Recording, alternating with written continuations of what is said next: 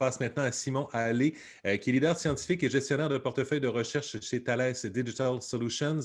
Il est officiellement reconnu comme un expert en génie de l'intelligence artificielle au sein du groupe Thales, où il dirige l'orientation de la recherche et l'exécution de projets dans le domaine de l'analyse de données et de l'IA.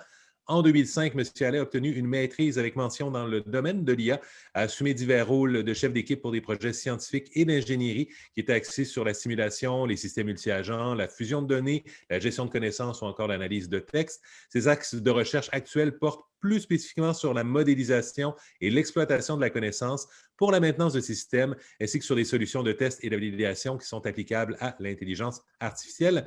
Alors, Simon Allais, je vous invite à prendre la parole.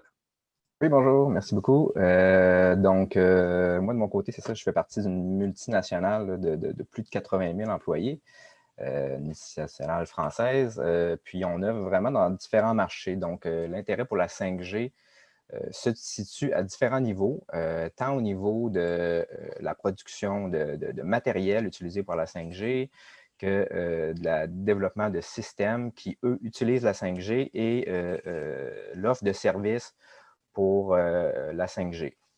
Donc, de mon côté, comme Raymond le disait, moi, je fais partie d'une entité de recherche de Thales, ce qu'on appelle Thales Recherche et Technologie. Il y a 5 entités dans le monde. Il y en a une spécialisée sur l'IA, basée à Québec et à Montréal. De notre côté, donc, on s'intéresse à améliorer ou créer des nouveaux services basés sur l'IA pour les différentes business lines Thales. Donc, au niveau de la 5G, ce qu'on remarque présentement, c'est vraiment un fort intérêt, surtout pour nos systèmes qui utilisent présentement des communications, soit 4G LTE ou bien de la communication radio. Entre autres, notre division transport terrestre qui développe un système de train autonome. En fait, c'est un des systèmes qui est développé en fait à Toronto, donc c'est un des systèmes qui est près de chez nous. Eux ont un fort intérêt là, dans la 5G, puisque présentement, ils développent un système qu'on appelle le CBTC, le Communication Based Train Control, qui est basé surtout sur une infrastructure radio. Il y a de l'intérêt ici ils font actuellement des tests pour changer éventuellement pour la 5G. Sinon, tout ce qui est ce qu'on appelle le V2X, Vehicle to Infrastructure, que ce soit des UAV ou d'autres types de véhicules autonomes ou équipés de senseurs. Là, on voit vraiment un intérêt pour adopter la 5G pour transférer l'information avec les meilleures capacités que ça peut offrir. Puis ensuite aussi, ce qu'on voit comme intérêt, c'est tous nos systèmes actuellement qui offrent un support au niveau de la maintenance ou de la sécurité des infrastructures de télécommunications.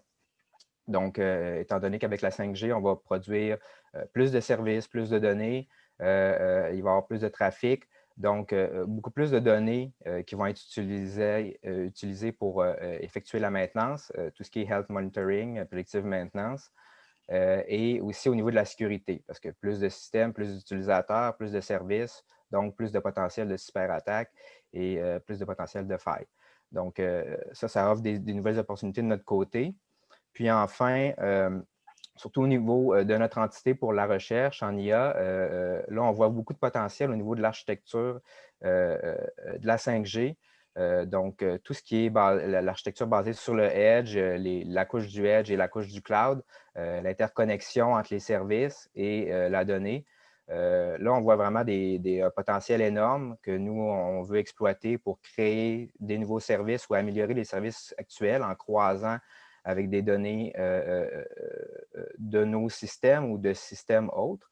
Mais là, c'est là que c'est moins évident parce que là, ça va dépendre qui va adopter la 5G, qu'est-ce qui va commencer à rouler là-dessus. Donc, tant que ce n'est pas complètement en place, c'est facile, en tout cas, c'est relativement facile de faire des tests au niveau de l'infrastructure actuellement parce qu'on fait partie du programme encore.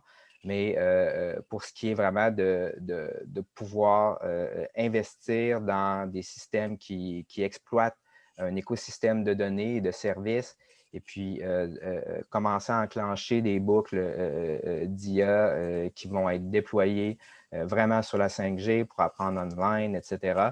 Là, ça va dépendre un peu de s'il va y avoir une forte adoption. C'est un peu ce qu'on essaie de monitorer en ce moment pour se positionner là-dessus.